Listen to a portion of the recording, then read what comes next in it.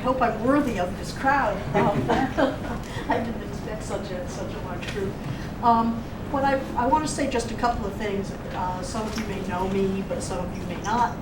But for those who don't, I'll just say that I'm a market and development consultant. I've been in practice in the Boston markets now, including Brookline, a number of things in Brookline, for almost 40 years. It's hard to believe.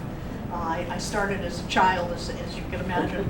But I do a lot of work for feasibility purposes, for lenders, for investors, for developers, for cities and towns, for the Commonwealth, for Massport and others, across a broad array of property types. And so what I want to try to do with you tonight is to walk through a variety of use types and talk a little bit about the underlying characteristics of the markets that those uses perform in, a little bit about the supply and demand factors that pertain to each, and then to offer some specific commentary about how those opportunities, those market opportunities, might or could express themselves in the Route 9 corridor. Again, looking at things essentially from Washington Street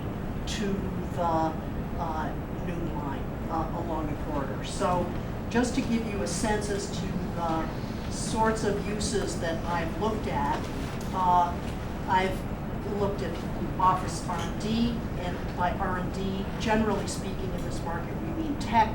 Think, Google, think Apple, those sorts of tech users. I've looked at lab, principally by that we mean life sciences. I've looked at hotel, hospitality, I've looked at retail, residential, including multifamily and condo, healthcare related, which is, there's a little bit of that as office, a little bit of that as assisted care.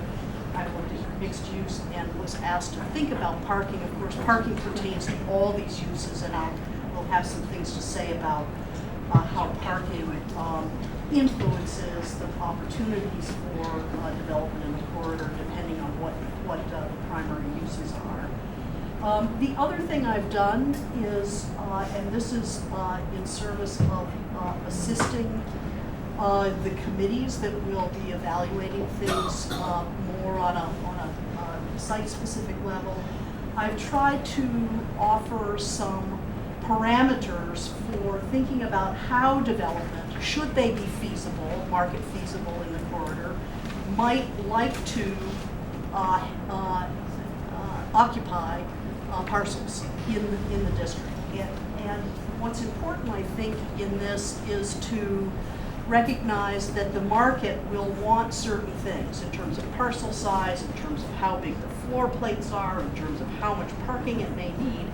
And this is the parameters that I'm going to share with you are not intended to be a recommendation or to be a reflection of what should be built, just to explain sort of what the marketplace will seek if the market chooses to come to the Route 9 corridor with a particular use type. Again, it's more to sort of set a context for thinking about how zoning and other regulatory and dimensional controls may influence the viability of development execution once you sort of drill down and are thinking about specific places along the corridor and what will fit. So again, there are lots of different parameters that influence what development developers think about when they're looking at what will fit. And I'm going to show a little chart at the end which kind of takes us through those. But what I'd like to do then, again, as I said, is to walk through the uses sort of one by one, starting from the easiest, going to the hardest, let's just say from a market point of view. And I begin with housing because the demand for housing, pick a type, rental, condo, it kind of, you can select almost any kind of housing in our market and see demand for both what exists, but almost more importantly for this discussion, for new. And, you know, I have been asked recently whether or not, you know, how long I think that demand is going to extend, and I have been tempted to say it's infinite, because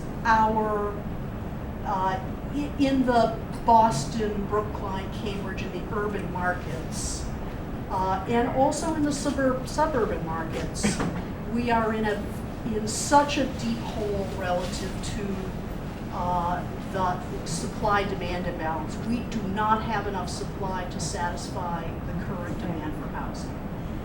And we certainly don't have enough product in the market to satisfy the future demand for housing. And so, and that imbalance, the undersupply condition, is something that we see as analysts as having gone on for over a decade, a couple of decades, and frankly can see that it is going to go on for at least a decade, a couple of decades, frankly, as far as, you know, we can reasonably predict. And so what that means is that the opportunity, the market opportunity is there to build housing, frankly, virtually anywhere.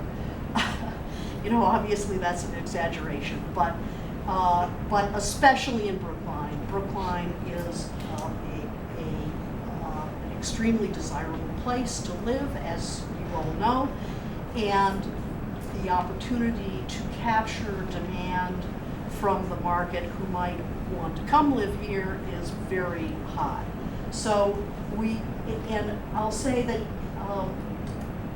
much of the demand that is expressing itself today and that is likely to express itself in the near-term, midterm future is oriented to a couple of very specific cohorts, to the millennial cohorts and to empty nester cohorts, which again, situated as Brookline is in an area that has a lot of young people and an area that has a lot of empty nesters, again, you are positioned in a way to capture from both of those cohorts. And I guess I'll simply also add that the demand for rental product is being generated at both ends of that age spectrum, but more from the younger spectrum than the older spectrum, whereas demand for condominiums is being generated more from the older end of the spectrum. Not to say that millennials and younger people aren't also looking for ownership product, but it's interesting, those two age brackets kind of divide between rental and for sale housing, you know, at least proportional. You know, we've been building housing like mad in the metro area and in the urban markets for over a decade. And the undersupply condition remains. It's not to say that it's unchanged, and certainly there's been some ebb and flow from year to year in that cycle, but we've absorbed that supply without any real effect on the supply-demand imbalance. And frankly, what we see in the pipeline, even though there's a lot of new product coming, we don't expect the deficit again is going to be satisfied by that. And the long and the short of it is all of that is propping up prices. As you well know, if you own a home or rent an apartment, prices are rising, and those prices are sufficient to enable feasible construction in most locations with most types. Again, it's not true that you can build absolutely anything in any place. There are obviously circumstances that can influence feasibility, but in general, prices and rents are high enough to support construction in the here and now. In the corridor, you know, there is a wide array of possibilities. You know, again, ranging from rental to condo. I think, frankly, the constraints in the Route 9 corridor have more to do, and we'll get to this towards the end of this presentation, have more to do with, can you find a site that can accommodate the kind of development footprint, the parking requirement, the frontage requirement to enable development to occur. It's more a, a demand searching for a place to go rather than it is sites hoping to capture limited demand. So you have opportunities for infill residential, and you're already seeing some of that occurring. The example is a Condona site that is about to go for a relatively modest condo development, relatively small condo development.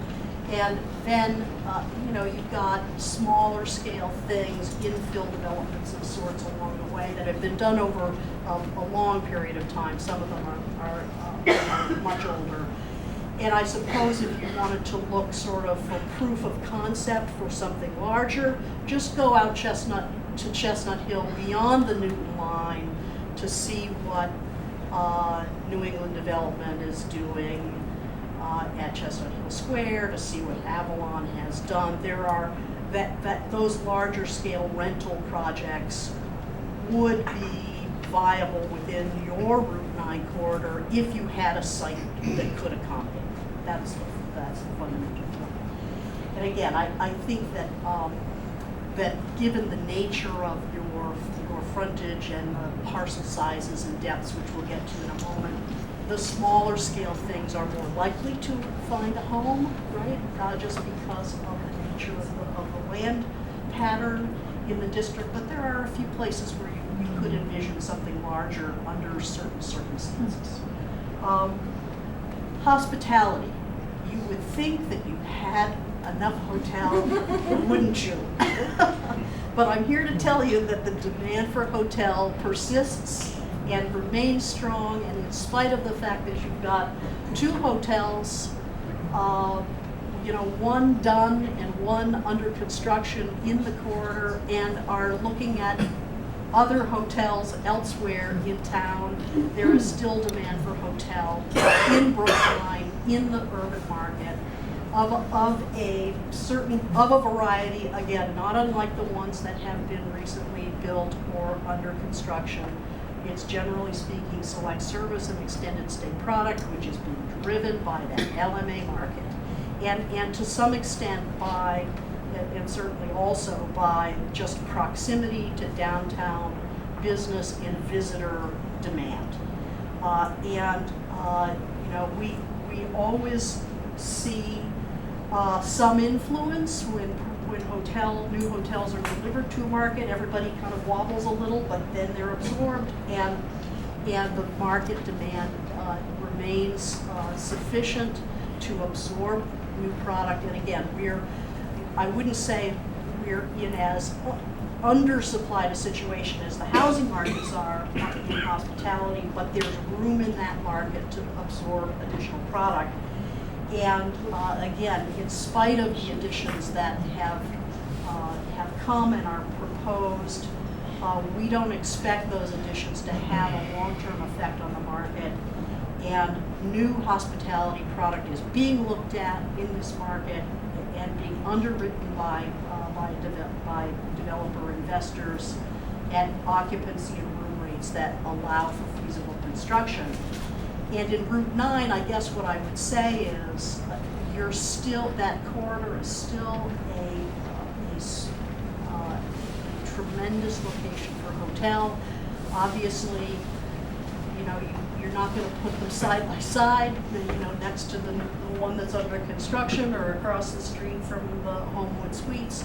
But as you move out towards the end of Chestnut, towards the Chestnut Hill end of the spectrum, you can easily, in my opinion, imagine hotel being a viable option at that western end of the corridor. Again, unlike housing, which I think you could populate, more or less wherever you can find a site in the corridor, I think hotel is something that you would, because of the existing product that is in the corridor, you would want to think more about that's being appropriate for the western end of the district.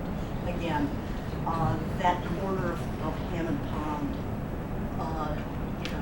Road is would seem to me to be an ideal location for hotel park. I mean, again, not to be specific about whether it fits or who's already there or what would have to happen on those particular sites, but again, illustrative of what we would think of as a great location for a hotel. You know, that sort of cluster around that intersection. And again, or I shouldn't say again, but that frontage from Hammond out westbound from there is all of it pretty good for a hotel. And you know, I think that one of the interesting things to think about, I suppose, just competitively speaking, is it's likely that a hotel will come to that stretch in a relatively short time frame. There's market there. Again, if you all on the Brookline side of the line could find a site, trust me, if someone on the Newton side of the line could find a site. So but you probably can't do two of them in that stretch. So just thinking about timing and when and how you might want to capture that demand is sort of a factor.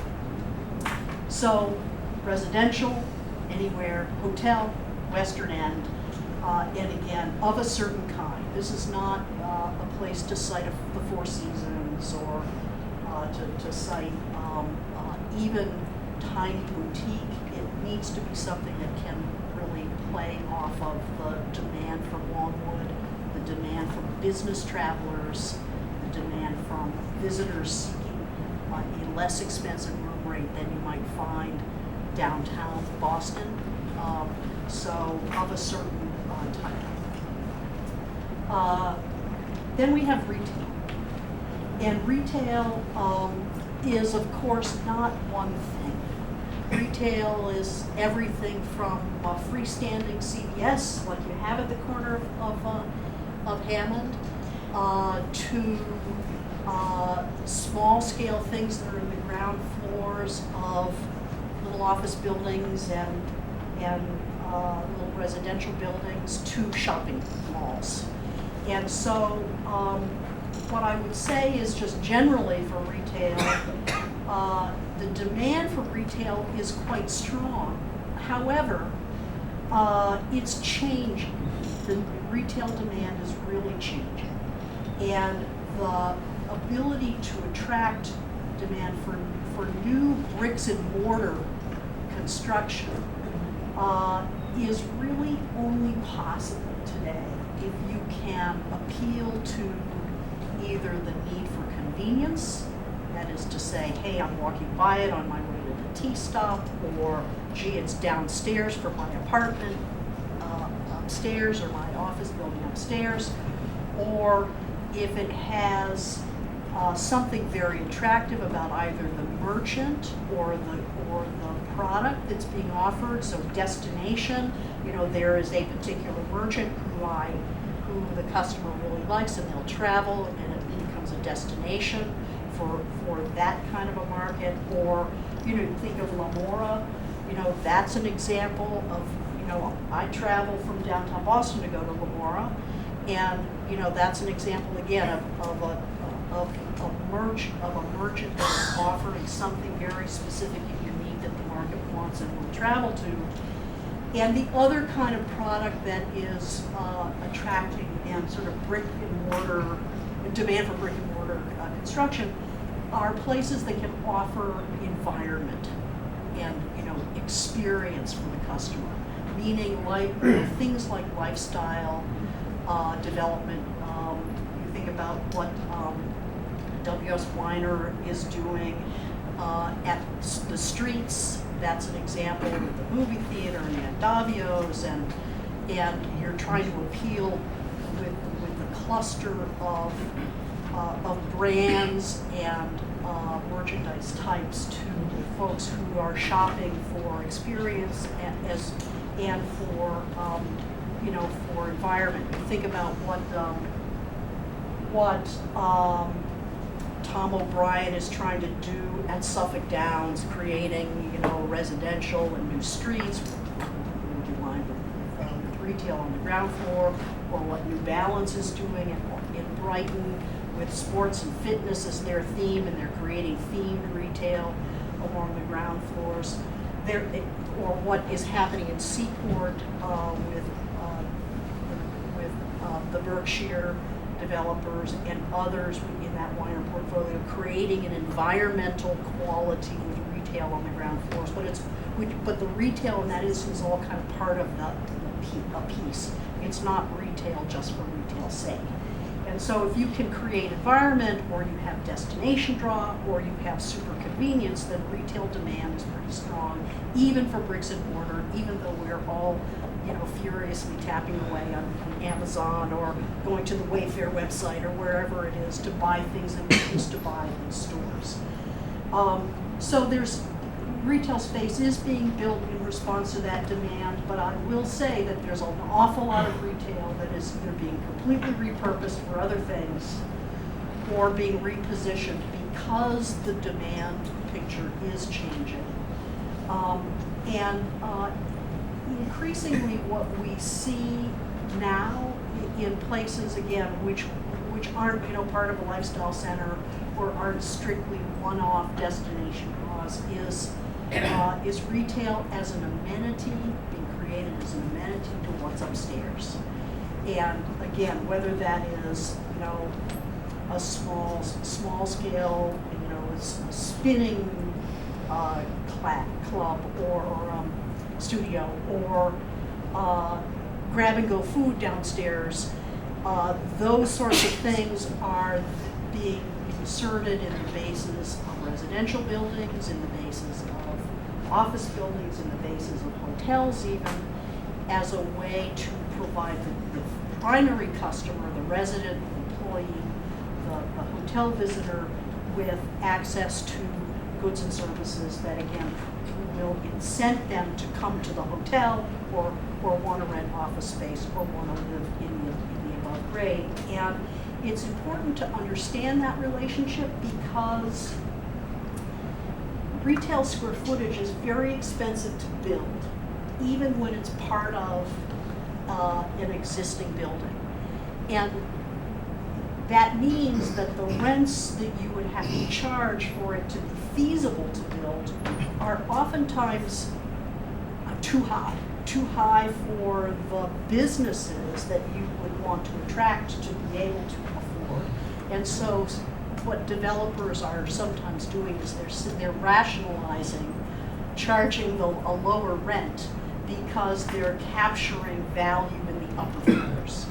They're capturing higher hotel occupancy, or they're capturing higher rents from the retail. I have a fellow who told me who builds residential developments in various markets around the country, that they ascribe a 30% premium if there's a hotel, if there's a Whole Foods in the ground floor. A 30% premium to the apartment rent. If you've got Whole Foods, an elevator right away. So again, trust me, it's not Whole Foods rent that is driving the feasibility of that occupancy.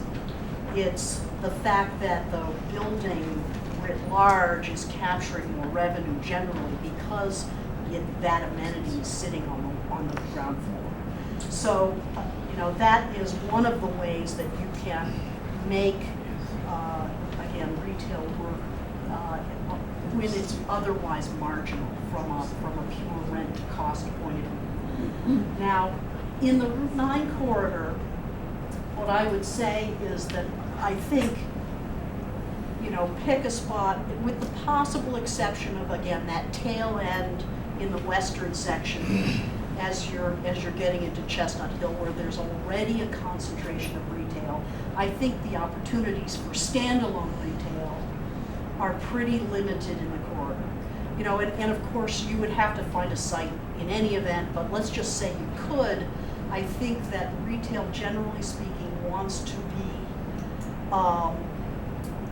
again, if it isn't purely an amenity to upstairs and is needing to function in that larger format, with a larger retail tenancy type,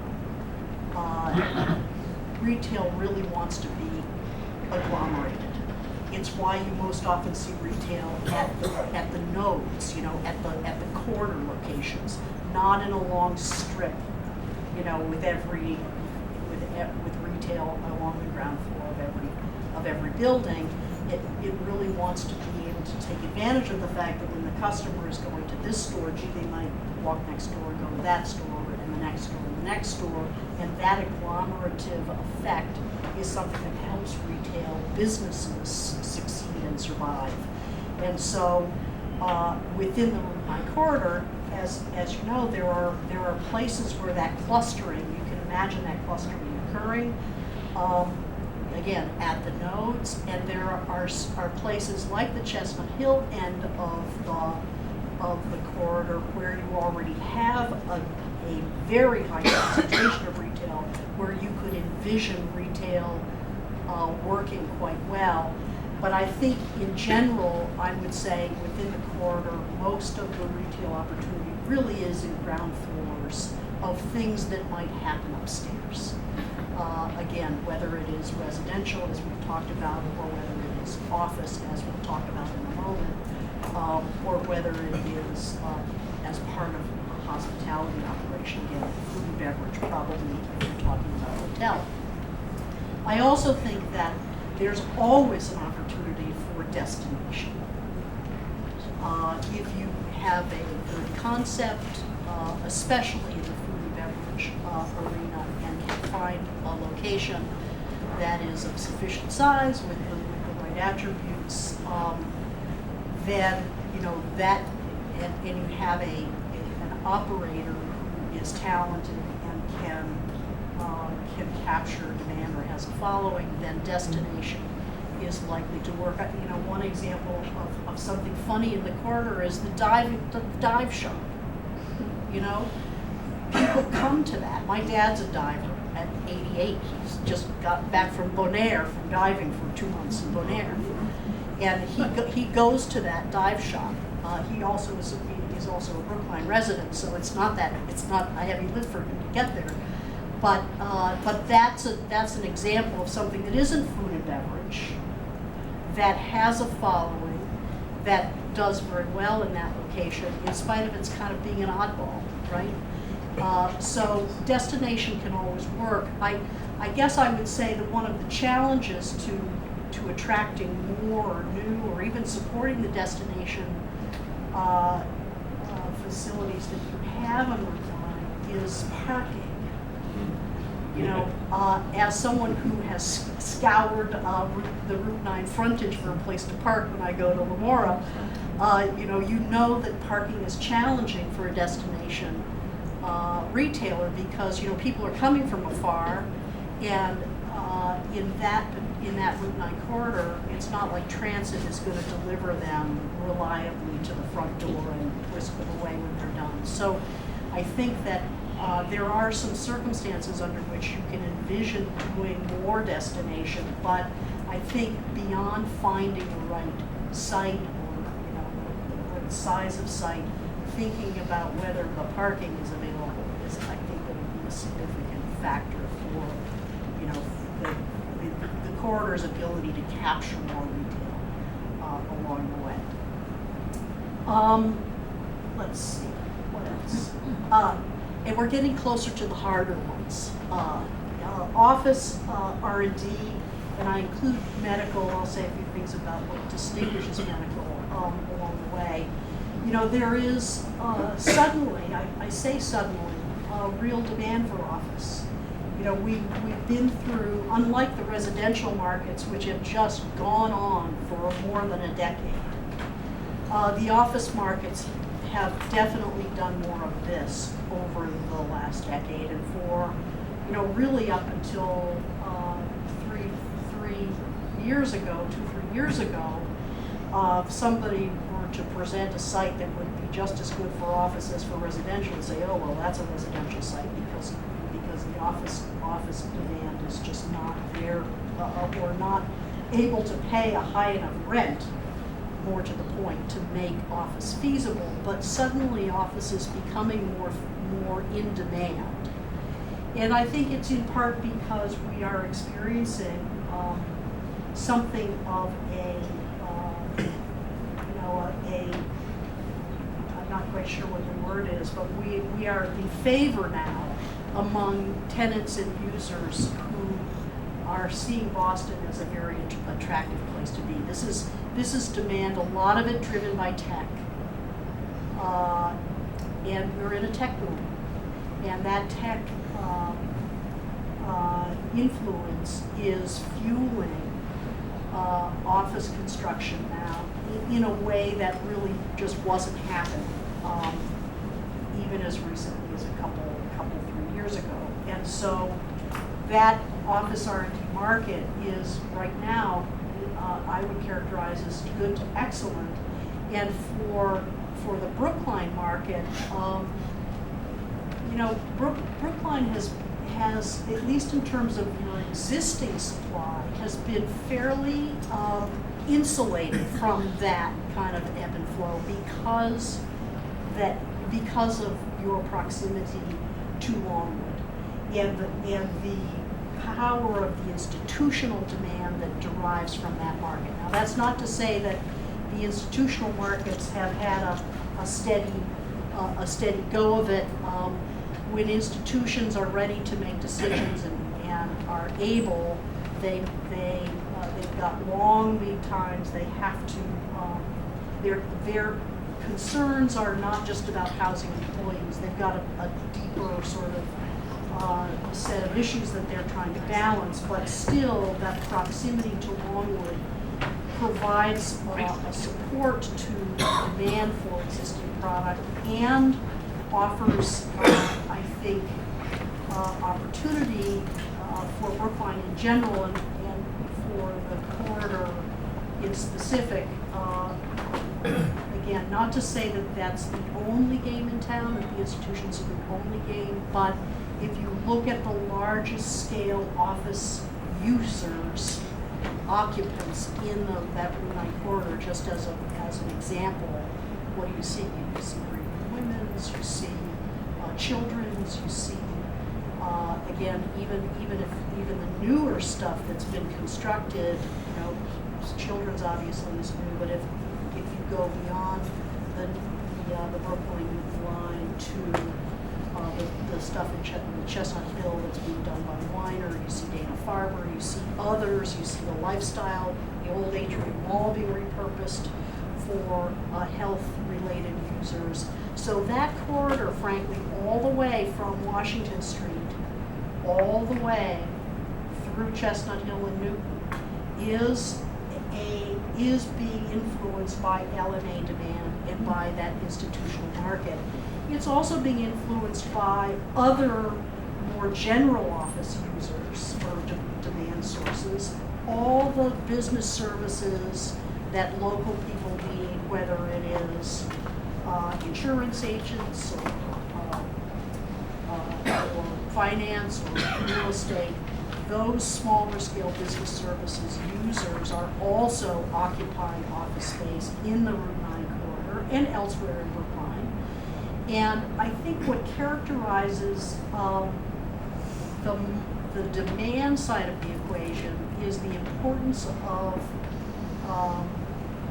of that user base and being able to identify it in advance. Nobody's building speculative office space really anywhere, even in the prime locations. You think about Seaport, speculative office, is still very hard to accomplish. And while some developers are taking a leap of beginning construction before having a signed agreement with a tenant in hand, they are all expecting that they will have that tenant in hand before they are done, and are prospecting like mad to get those agreements in place. So, and really you have to have a seaport kind of location or an in the core L&A location for anybody to imagine that speculative office is going to be viable. You really have to have either units pre-sold or to have substantial space pre-leased before, and so demand, not just identified, but under contract before office can really be a viable prospect. I think that one of the important things about to sort of go beyond LMA-driven institutional demand and the sort of local business services demand, the tech market is quite interesting in the sense that it really doesn't want to be everywhere. It has very particular, that tech market has very particular requirements for location that tie to whether or not the employees that they need to recruit in order to survive and grow will come to the location question. And these are, generally speaking, young people who do not want to be out in a green field on 495. They do not want to be in an old, tired 128 office park. They do not want to be in the middle of nowhere. They want to be somewhere where there is something to do, where the action is, so to speak. Which is why that tech market is gravitating to places like Kendall, like Seaport, like New Balance, the new campus of New Balance, like the new campus out that Wilder is doing in Watertown along Arsenal Street. They want a place. Most of the time, that tech market wants to be where there is a sense of place. And so, in order to capture that market effectively, you've got to be able to deliver that environmental quality and the amenity level that employee base expects and wants.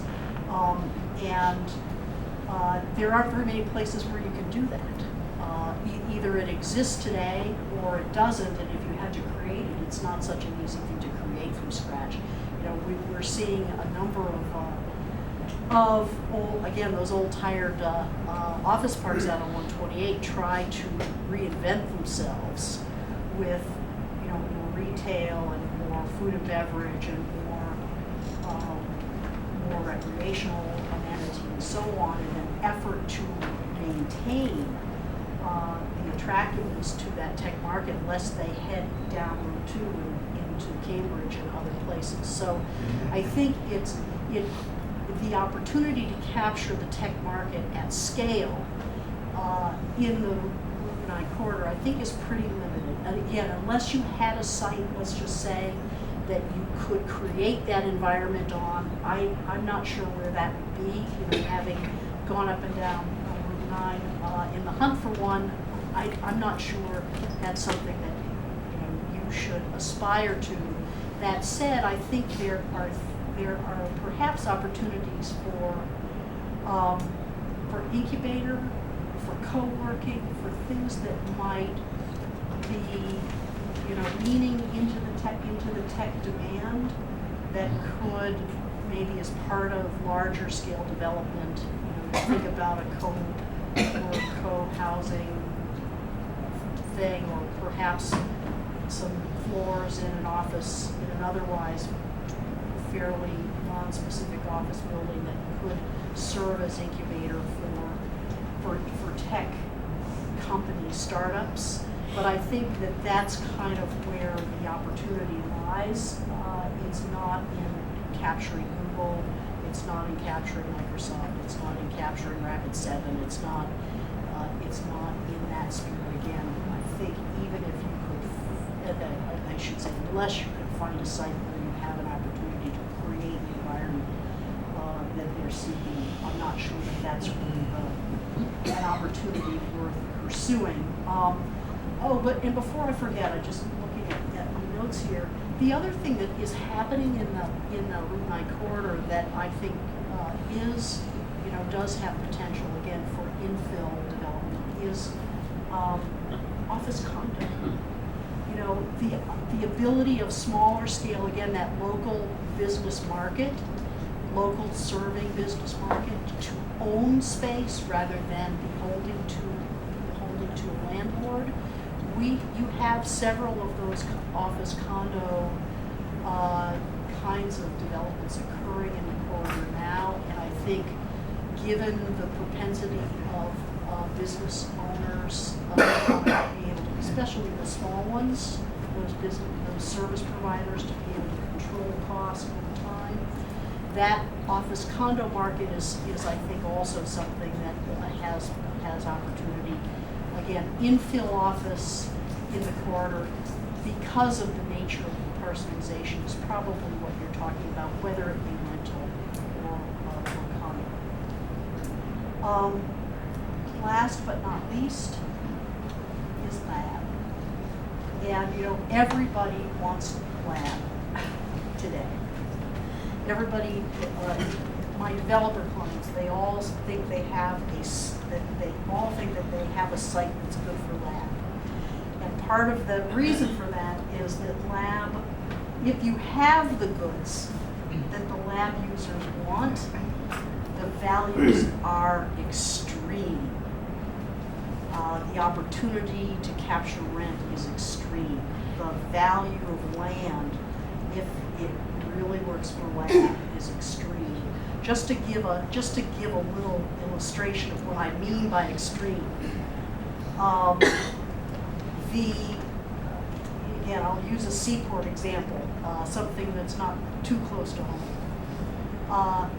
Class A office, we're talking really fancy office, 17, 20 stories tall, lots of glass, fantastic fit out, views of the ocean, $200 value of land, $200 per buildable square foot. Not land feet, but the amount of building that you can construct on the parcel. $200 a foot. Lab, $300 to $350 a foot. Now that is for same location. It's not location. It's for it's not macro location. It's the specifics of the place. You know, the GE land. The lab market has leapt out of Kendall. It has run out of rope over there. They don't have enough space to accommodate the lab demand that remains. Where are you going to put it in LMA? I don't know. There's not really space there, so it's leaping. It's leaping to A Street. It's leaping to Bio Square. At least there are aspirations for it to go to Albany Street more than at Bio Square. It's leaping to North Allston, where Harvard is pinning their hopes on that. But those are very special places, and unless you can deliver the kind of, we call it a lab ecosystem to support those users, they're not coming at any price. It's not a matter of saying, oh, you know, don't worry, we'll give it to you for $100 an FAR foot. It's not sufficient to induce the demand to come. And it's really not just about the users, it's about their sponsors and their money. There needs to be a very particular environment in place, or the promise of creating one, even more so than tech, the promise of creating that environment for them to come.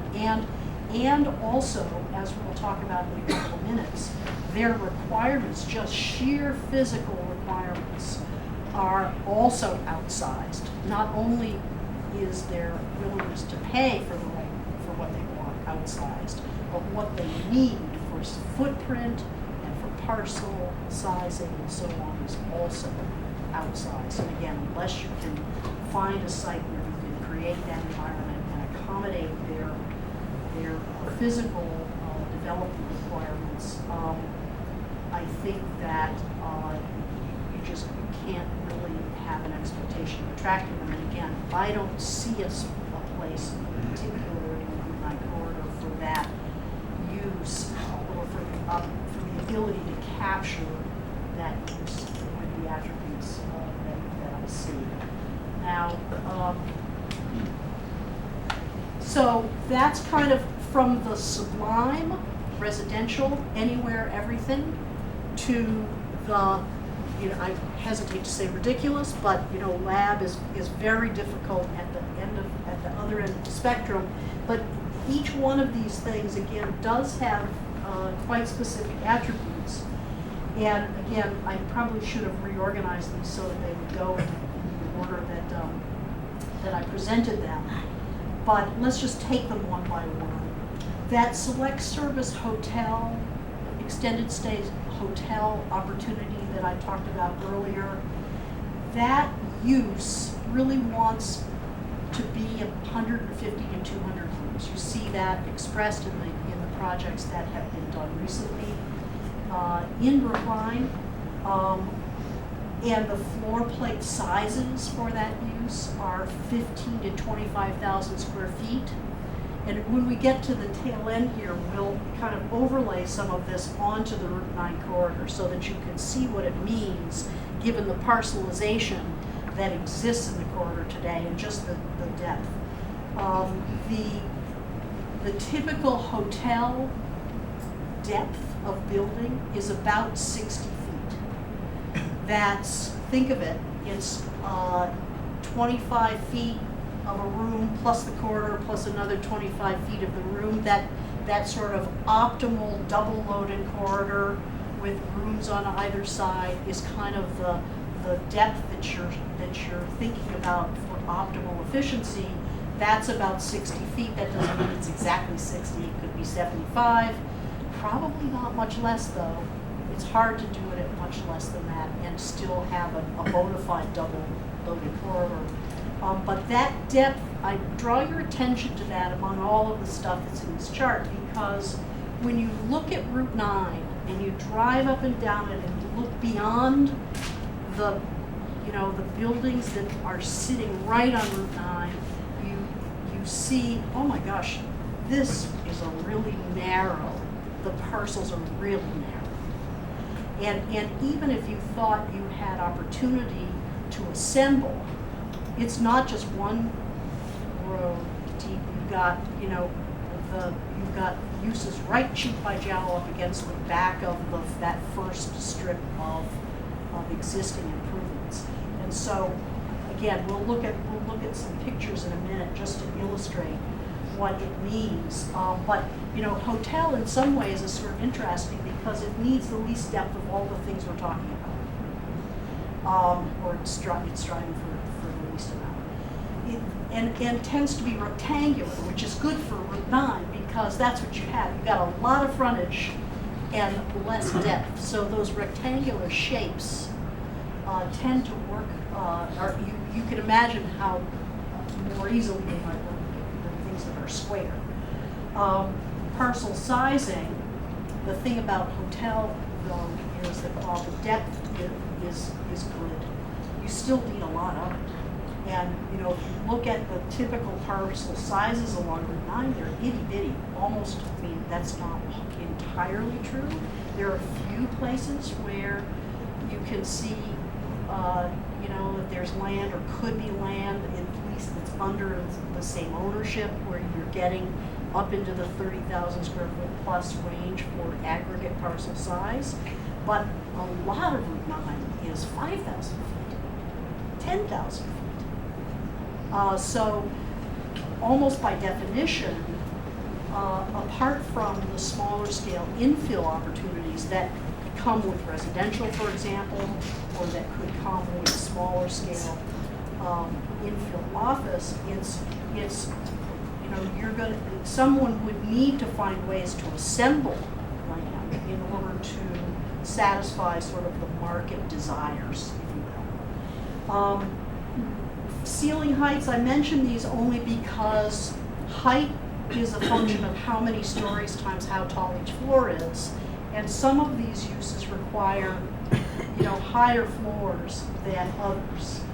And hotel is about a 9-foot floor to ceiling. You know, usually the first floors are a little taller, but once you get beyond that, it's about a 9-foot floor to ceiling. They typically want to be 4 stories-ish, 4 to 5, again, over podium, to achieve that 150 to 200 unit mix, again, in a long rectangular configuration. Of course, they can be taller. That reduces the amount of parcel to some extent if you're stacking things. The ground floors are typically lobby with some commercial. They must have visibility from Route 9. Again, these are just some parameters that I think you want to bear in mind. They will be likely less sensitive to the fact that Route 9 is really inconvenient for east and west bound. I mean, if you can get there, but you can't get back, or you can get back, but you can't get there. And so some of these uses are going to have more of a problem just from a marketability and competitiveness point of view, because, you know, whether you're coming or you're going up to turn around, or so hotel is likely to be less sensitive to that, because usually the customers, you know, it's not like they're coming there every day. Whereas if you are an office user, you know, employee, gosh, I've got to do this every day. So I think, so that's just on a scale of 1 to 5. I kind of peg hotels being somewhere in the middle. For parking ratios, we know them well. A 0.3 to a 0.5 is the typical bracket, depending on how proximate you are to transit. You know, if you're sitting on the transit line, you can shade toward the lower end of that spectrum. If you are not near transit and you're going to be relying on either self-drive or even car service, you're going to be closer to the 0.5 end of the spectrum. And hotels are of this sort are going to hope for surface parking solutions. Obviously, in an urban market, they're not going to get it. But above grade is supportable. The cost of that is supportable for these kinds of hotels, again, in an urban market, but probably not underground, you know, not bona fide underground parking. I mean, a Homewood works because you're able to use the slope in the back as a way to blunt the effect of having to excavate, you know, a bunch of floors of parking. And in fact, that's an interesting thing about Route 9, that slope that goes from the, you know, just as you're looking outbound from the right to the left, that slope works to help blunt the effect of, you know, of parking solutions on that outbound side of Route 9, whereas it's much more difficult on the inbound side of Route 9 because you're up against the slope. You're not on the downs, you know, you're not on the downside of that slope. So it's that there's a different condition on each side of Route 9 that is likely to have an influence on how people solve parking and how much it's going to cost people to create parking. For office R&D, that use is likely going to want something more than 50,000 feet for it to be an economically efficient and viable and exercise. That's not to say that if you have a smaller site with an owner user, let's just say, that wants or needs space, that something smaller couldn't work, but the sort of the minimum for commercial office development would be around 50 and go up from there, depending, frankly, on the users and how many of them you have and how much square footage they're willing or want to sign on for. Could it be 100? Yep. Could it be 150? Yep. If you had a user who needs that amount of space and a site, of course, that can accommodate it. The typical floor plate for office is somewhere between 20 and 30,000 square feet. 30 would be at the large, very quite large. Typically office wants around a 25,000 square foot footprint.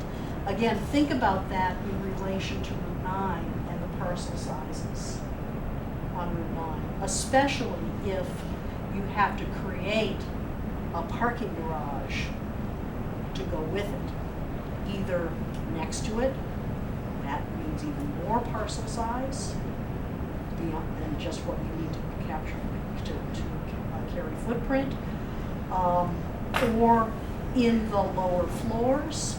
So how much taller then might it have to be in order, if you've got parking and then you're stacking office on top.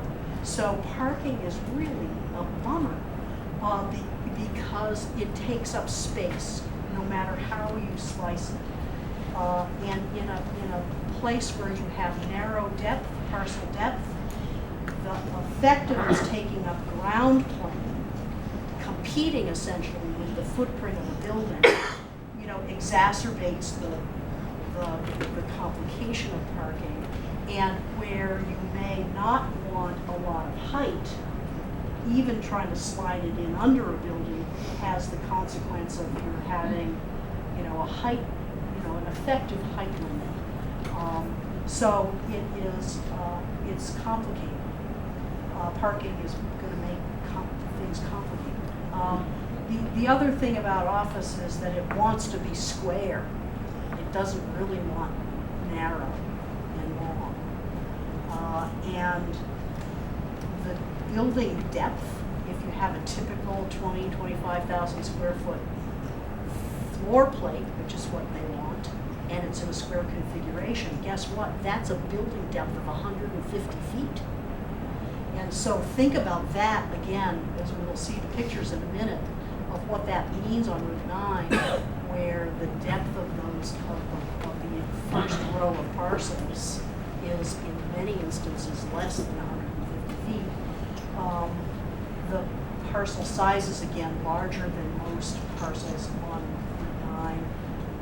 Floor to ceiling heights, 12 to 13 feet wouldn't be unusual.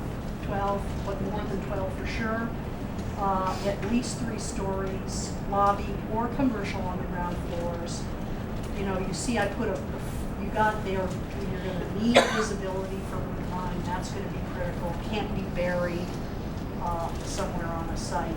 And that east-west access thing is much more significant for office users than it is for hotel, because you've got a lot of people, employees essentially, confronting that issue at not once a day, twice a day.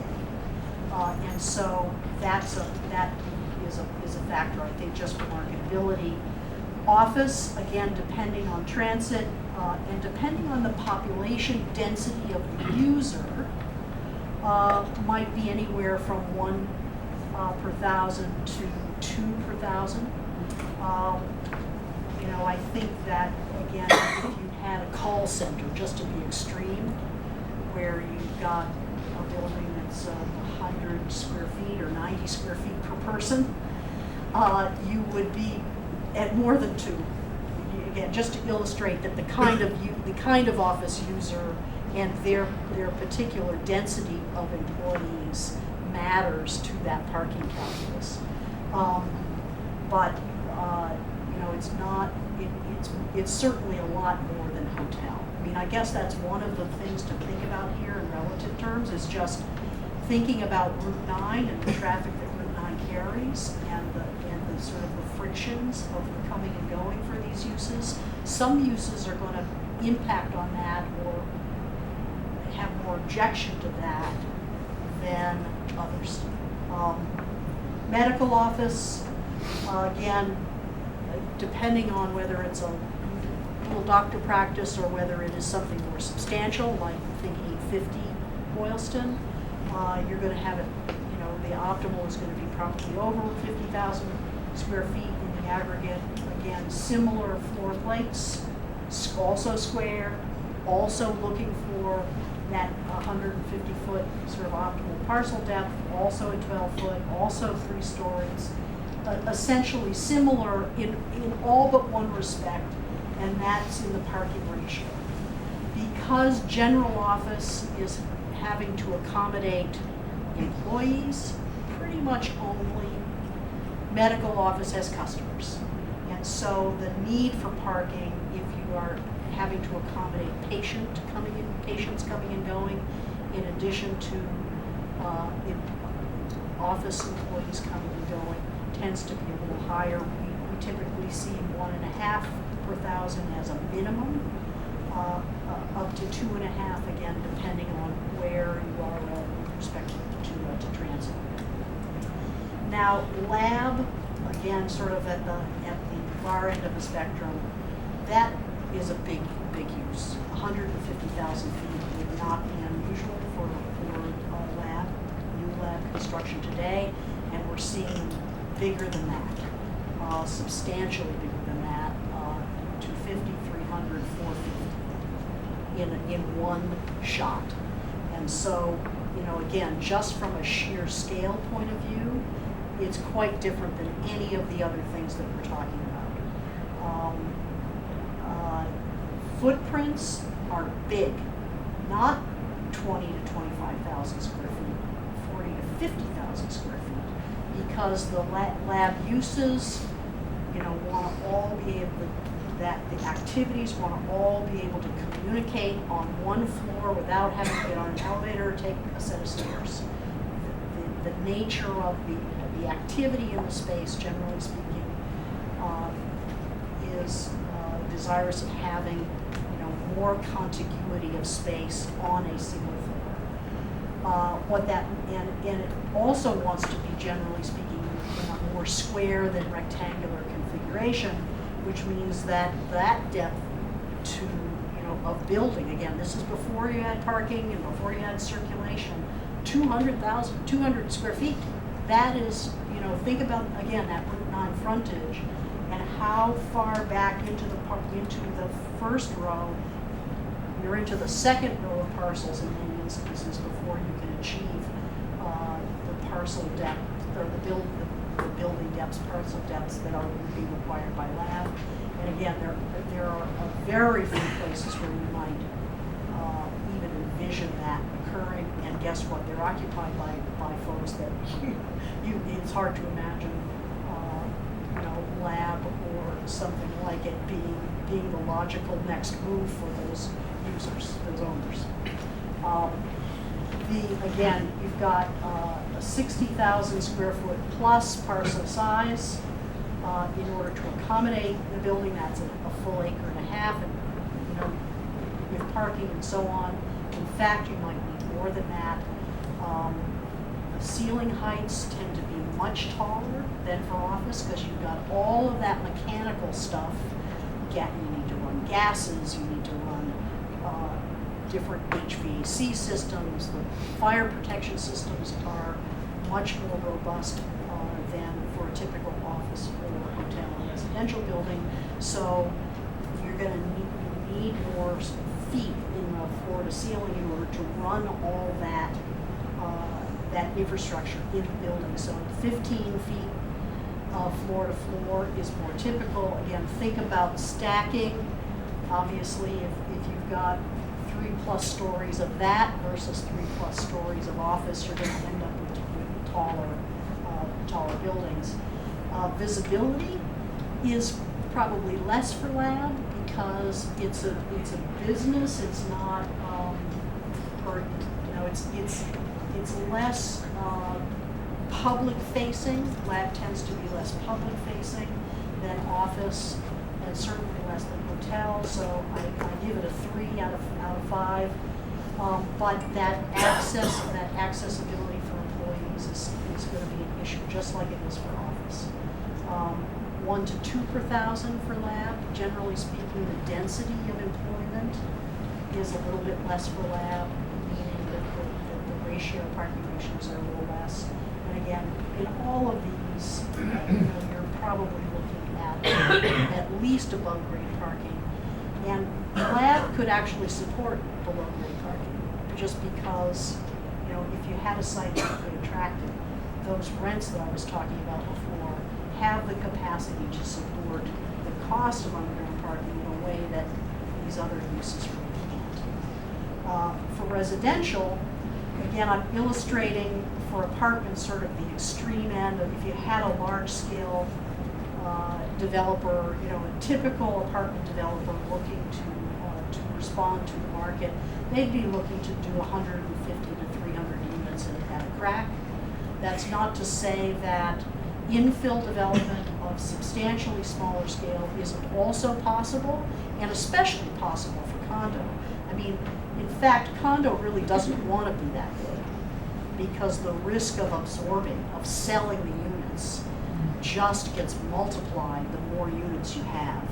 So really, 25 to 75 units for condo is kind of the sweet spot for condo. Again, as contrast with kind of the optimal efficient apartment scenario, which is more than double, triple that size.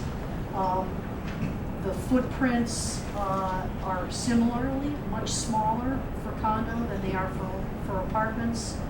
Again, in an apartment at 150 to 300 units, unless you build really tall, that's probably more than one building, right?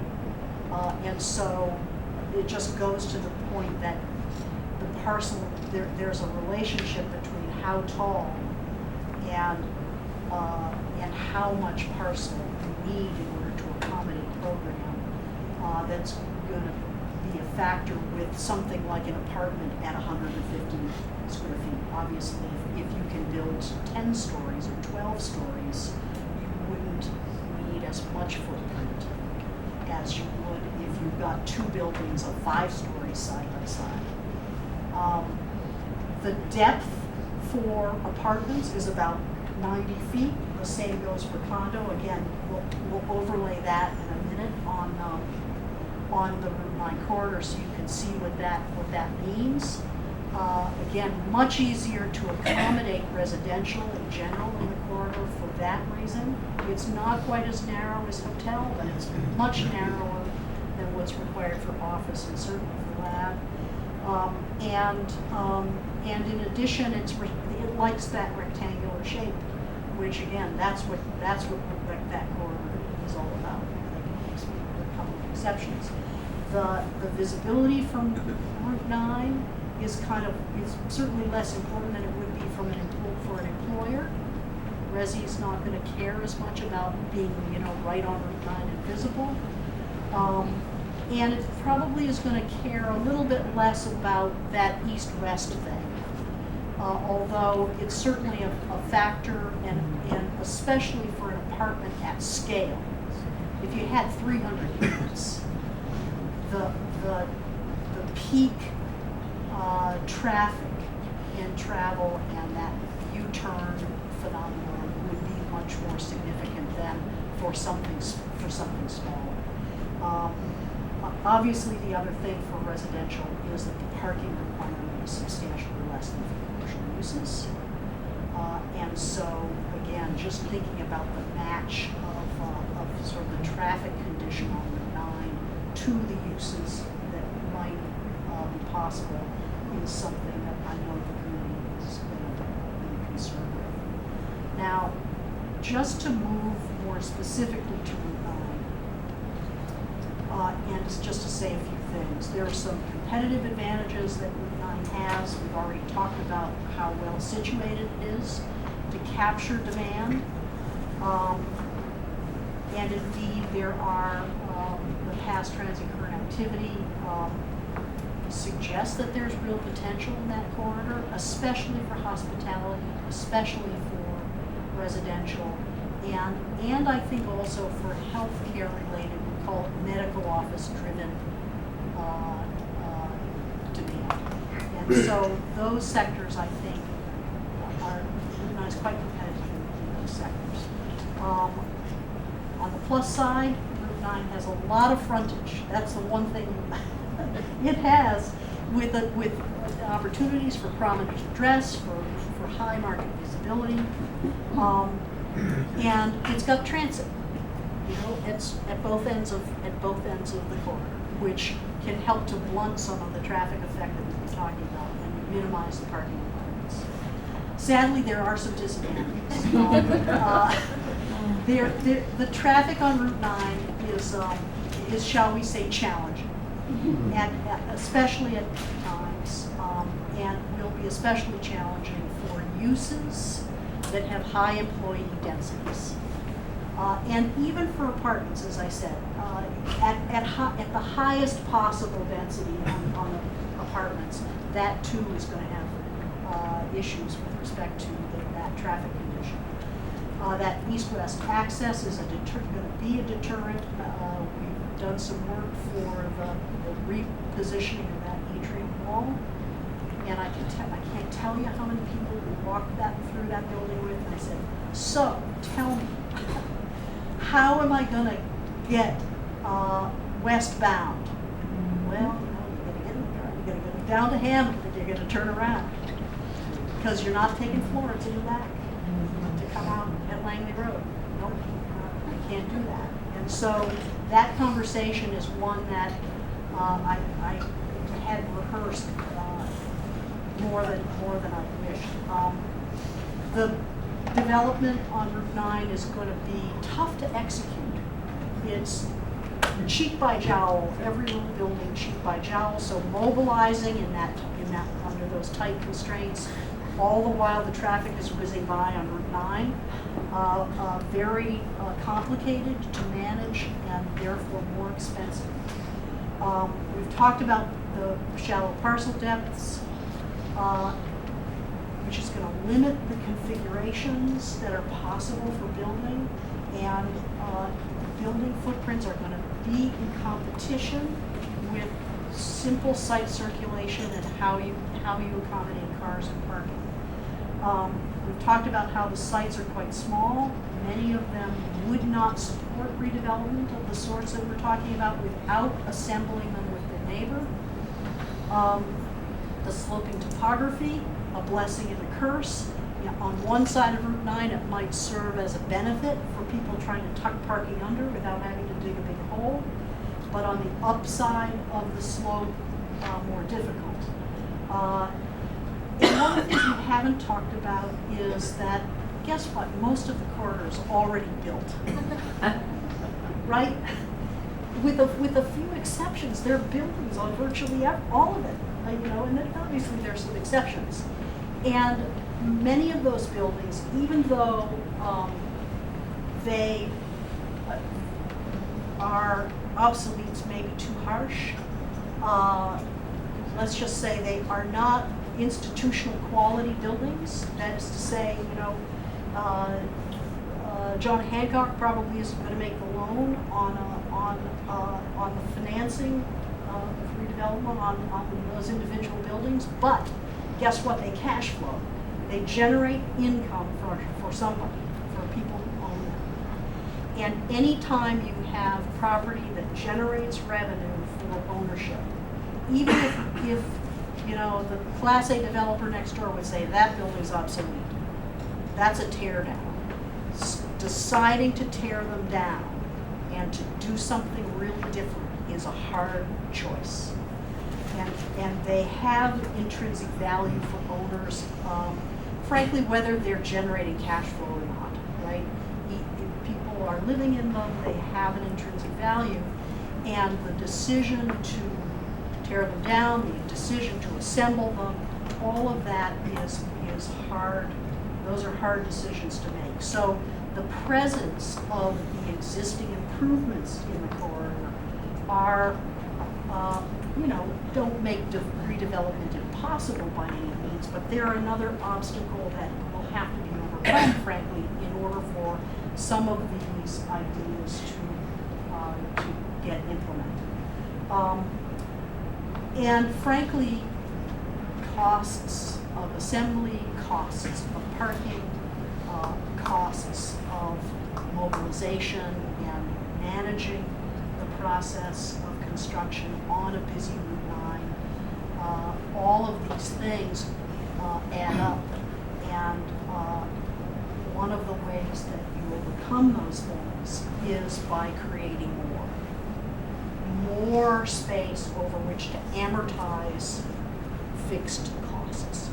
And so one of the challenges I think is going to be, apart from other challenges that we've talked about, one of the challenges for the committee in thinking about things going forward is just how do you balance concerns about how tall, how big, how close to abutting uses in behind, how much traffic.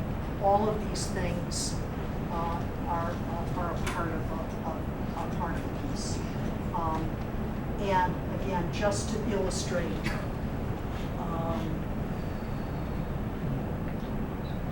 hotels are 60. Resi is 90 to 100. Office is 150-ish. Lab is over 200. And if you look within the blue band, see this is Washington Street to Philbrook. You see where that line runs. See where you have to get to for office. See where you have to get to for lab. Again, similar. Again, this is not intended to be a specific comment about any individual property, but just to illustrate that there are some places along the corridor where the depths that we're talking about are just, for some uses, are just, gosh, how would you do it? I'm going to interrupt for just a second, just to be clear what these numbers are showing. They're, the 90 feet, for example, is from the center line, not from the edge of the right-of-way. So pairing that with Pam's earlier chart, I'm just going to do a little translation here. What I think, because of that, what we're talking about is anything that's in light blue, yellow, or dark blue is more likely the hotel residential. And the minimum for office would be, if you can imagine, a halfway line in the front space.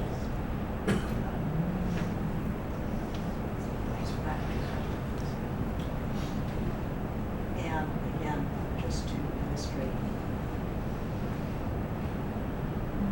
And voila. Yeah, there's a very uneven, it's a mishmash, as you know. Very uneven characteristics along that frontage, and so I applaud the committee for coming up, being charged with having to come up with a strategy that fits the corridor, because it's there's not a one size fits all obvious solution to how to manage it from a regulatory. But anyway, that's 5 minutes early. I've never been accused of having too little to say, so that's something of a miracle. Questions?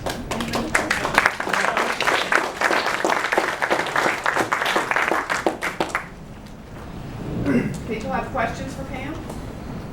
Happy to answer questions, sure. At the very beginning, you made the distinction between the millennial and empty nester populations. I'm just curious about, I don't think I have a good feel for the demographic of those populations, that is, who's growing, who's shrinking. Some of it I understand. Do you have any quick comments about that? It's interesting. The millennial population represents a tremendous portion of the current population base, 30% plus. But it's shrinking slowly. Very interesting. Yeah. Whereas the empty nester end of the market is smaller proportionally, but is growing faster. So are all the values going up I now? think over time, frankly, especially in Brookline, let's just say, where you have a lot of older population in large houses, looking for a way to stay in Brookline and downsize, that empty nester market may actually be, in some ways, the most important market for you. And could you also just help me by defining millennial? Yeah, it's generally speaking folks born between 1980 and 2000, 1999-ish. So it's essentially people who are in their late 20s, early 30s today. Yeah, Ken. Yeah, excellent overview. Some of the office buildings on the east edge of Route 9 have parking ratios that exceed the 2.5 Yep. space minimum parking requirement. Do you see any of those as redevelopment options or expansion options?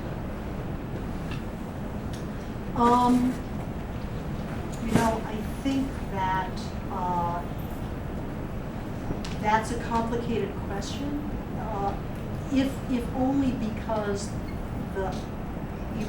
I don't think you tear them down. They're too valuable to tear down.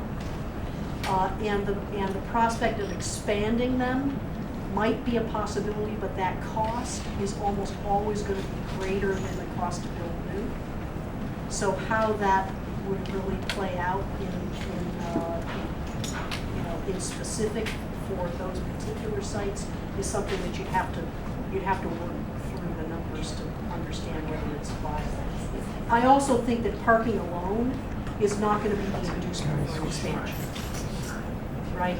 Just because you have a little excess capacity, if you had excess capacity, isn't going to be the inducement for a major decision of that sort.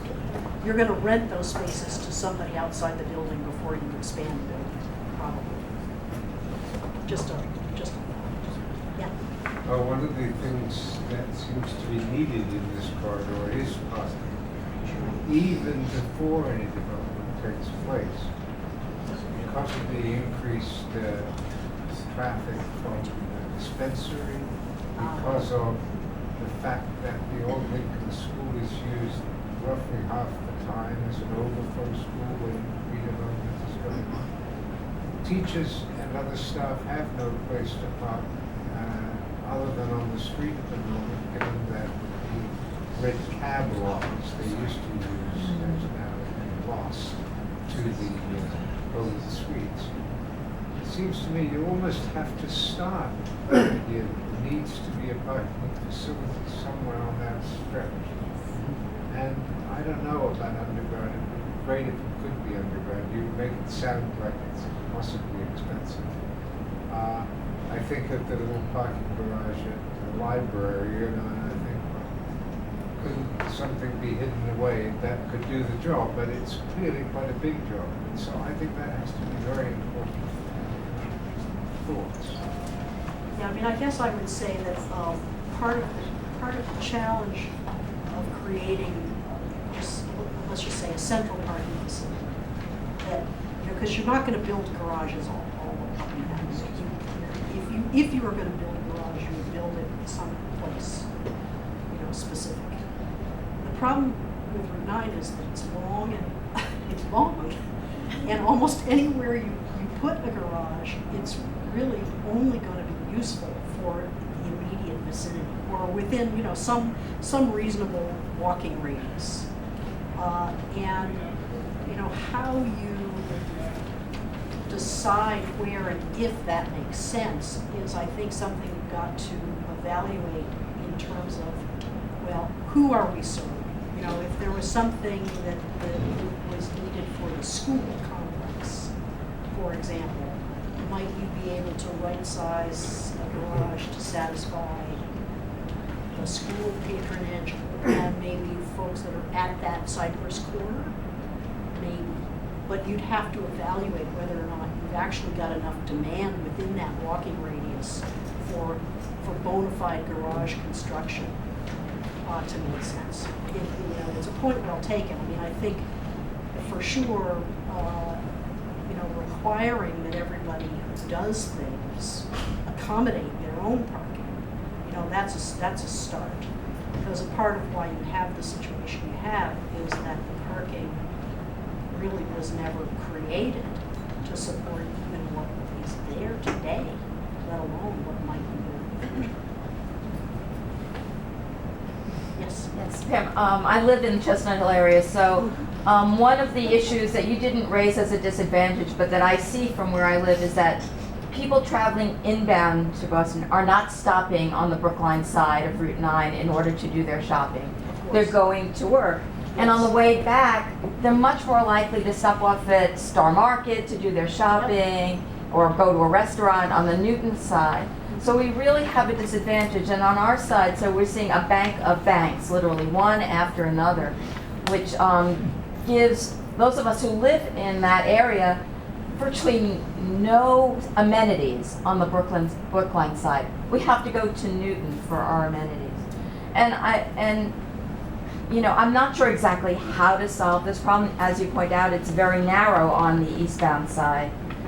We have far less parking on the inbound side, which is where Brookline is. And I don't know exactly how to solve it, but I think that definitely limits the kinds of things that we can really encourage to build. Well, certainly in the retail realm, you know, if what you're after is, amenity, if you will, retail, you gotta have parking. If you're really going to accommodate people who are in their cars and going by. I mean, it's one thing if they're walking in from the neighborhood, or they're walking down from upstairs. But if you're really thinking that you're going to capture that travel demand, you gotta find a place for people with their cars. And again, the parcel. Think about this. 1 acre is 100 cars in a parking lot. Think about how much space they take up. I mean, it's ridiculous. Yes.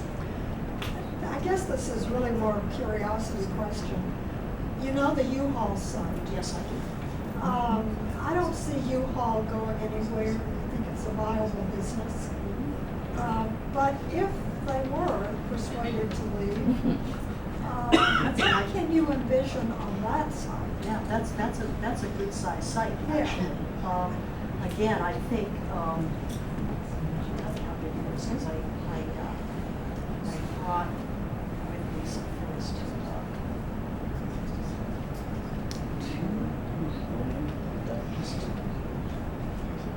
I won't belabor it while I'm looking. But that could be, I want to say it's almost an acre, if I'm not mistaken. And I thought it might be a little more. no, I can tell you.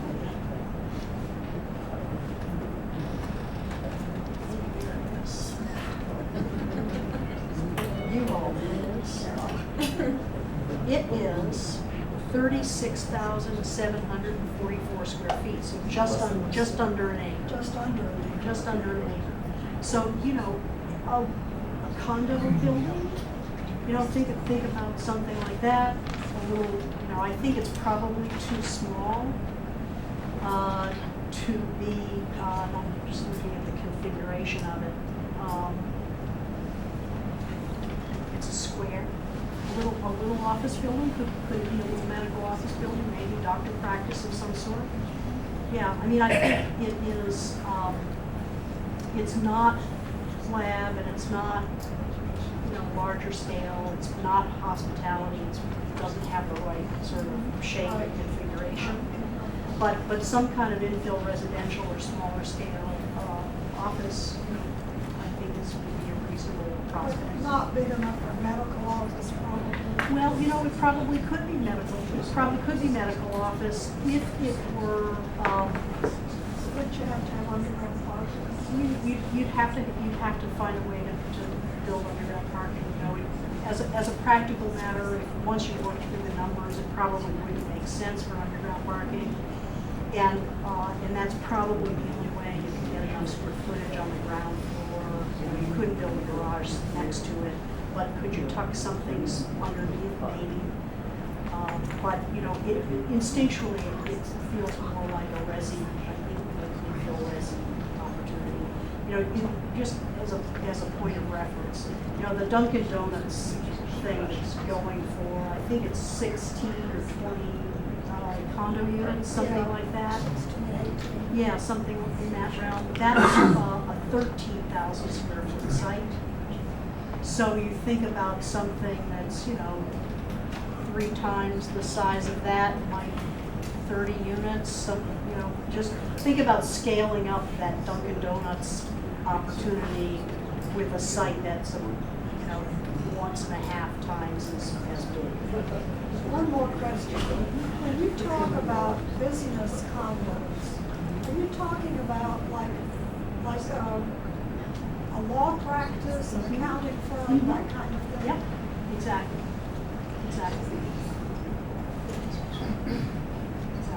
Yes? And what happens to your demand projections if we suffer a major economic downturn? Well, my retirement, no. I think it's safe to say that, the way things usually work is that the rising tide floats all boats, and when the tide goes out, the ones that are in the best possible locations remain high and dry. And I think it's probably the office markets that go first. The resi markets probably go last, and the institutions, aren't always, running on the same economic cycle as others, but so that's probably a little more variable based on what's going on with the institutions themselves. So medical uses might be somewhat insulated, but I think it's anybody who needs to borrow other people's money, probably are least likely and able to act, but it's interesting, even through the Great Recession, whatever we're calling it these days, the condo market was rock solid. The rental markets were pretty much rock solid, with price increases and continued absorption. So I don't see that, barring something really catastrophic, right? I don't see the residential demand evaporating, but the commercial side of things I think is weaker. Yeah. Well, first of all, thank you very much for the very well put together presentation. As one of several members of BIC, the town's only community development organization here, we actually own a building on Boylston Street, corridor there. But the question is, as long as you're here, well, perhaps not the highest and best use. It wasn't in your list of demand, so to speak, of demand of affordable housing, and I'm just curious what your sense of the world is in terms of where affordable housing fits in this whole picture, if at all. Well, I think it certainly does fit, and in any resi development, you expect to have some proportion of affordability, and obviously demand below 100% of area median income is higher than every other demand, right? So it's not a demand problem. It's the ability to deliver affordable units is a supply problem. It's a capital formation problem. And I think that frankly, in some other work that we're doing, I would argue that everything below 150% of median, right? Mm-hmm. It's hard to imagine a world in which 150% of median is below market. But guess what? For new construction, it actually is moderate. So, we have demand, but it's very hard to build it at even the high rates that are being achieved at the very upper tier. It still is very hard to build. So affordable units, are needing to find their sources, from something other than the tenant rent.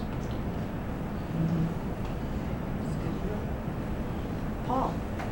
I have a quick question, Pam, on continuing care. Yes. I assume that there's insufficient land to make that work. I'm interested in your thoughts on, generally speaking, the market demand for independent assisted living care.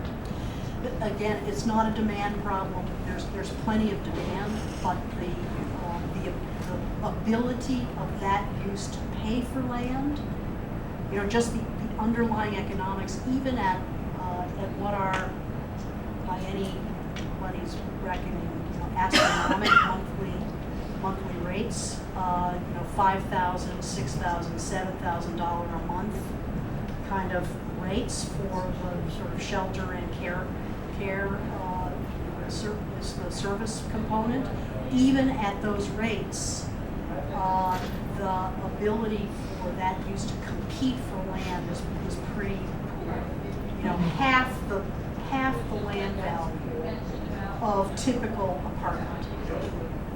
And so the demand is there, but again, sort of like affordable housing, the ability to deliver the product at the rents that the market can and is willing to pay is very difficult. So, independent living actually functions much more like market rate apartments, and that can be made viable. We're seeing that being done in various places, even with current land values being what they are. But assisted living is quite difficult. Yes? I have two observations. One is responding to Don's point, timing is everything. Depends on the depth and the length of any recession. Some of these uses will bridge over that and some will not. So it depends. Yes. Second observation is nothing that you said tonight surprises me based on my experience and intuition in living in this area for so long. And the other point I'd like to make is, other message I get is small is beautiful. I think big things are not going to happen in this corridor, but if enough smaller things in the right location and the right mix can make it a much more viable situation. Yeah, I would simply add that the corridor length, it's never going to become like a retail thing along the ground plane from end to end, right? But the nodes have opportunity for, just look at what's happened at the intersection of Washington Street, again, as an illustration. What could happen at Cypress? There's some real opportunity for change there. Notwithstanding the auto dealership on the corner. But the nodes have potential, and of course, at Hammond at the far end is also a cluster to that. So the condition, I guess is my point, isn't consistent along the full length of the tracks. Yes. So the narrow lot size is kind of a problem that is nearly impossible to overcome, right? Because to assemble everything around is just a mess.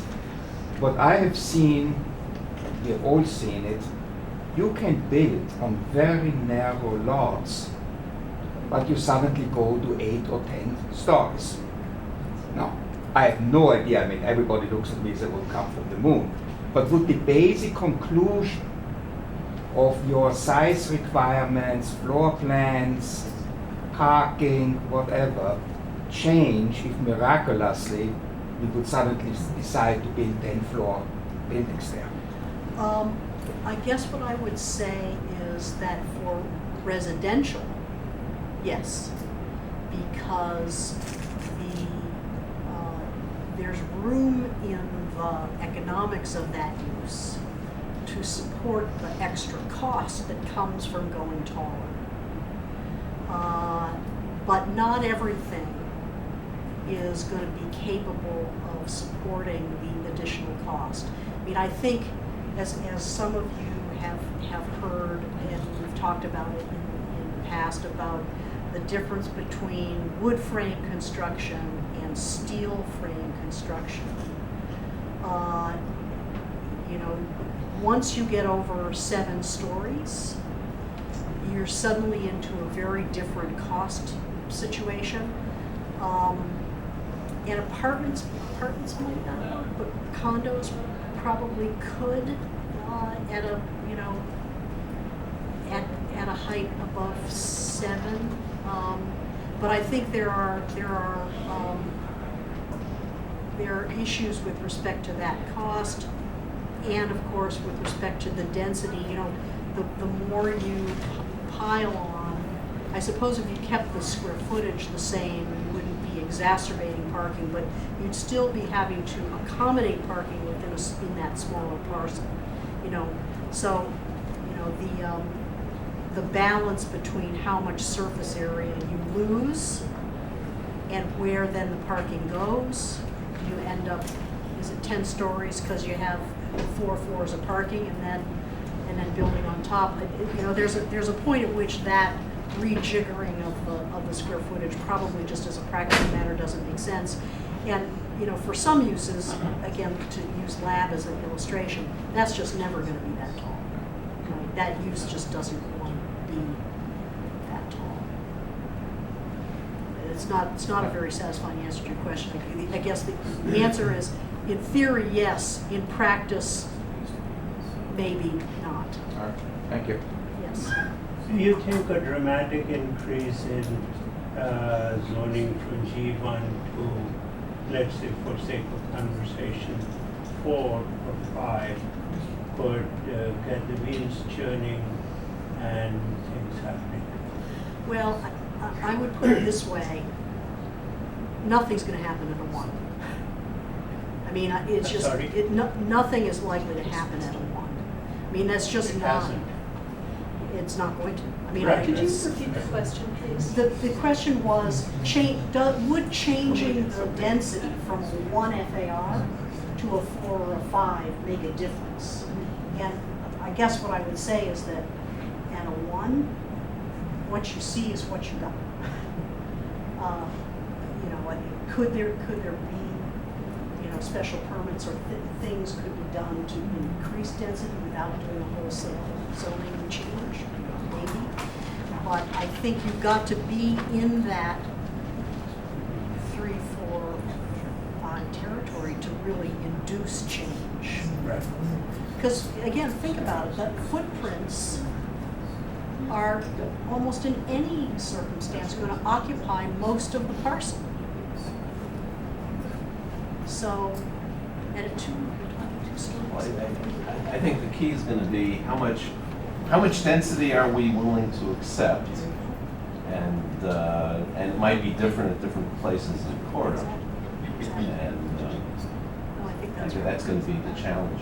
It's going to be a balancing act between height, density, parking, and setbacks, and open space requirements, and all of that.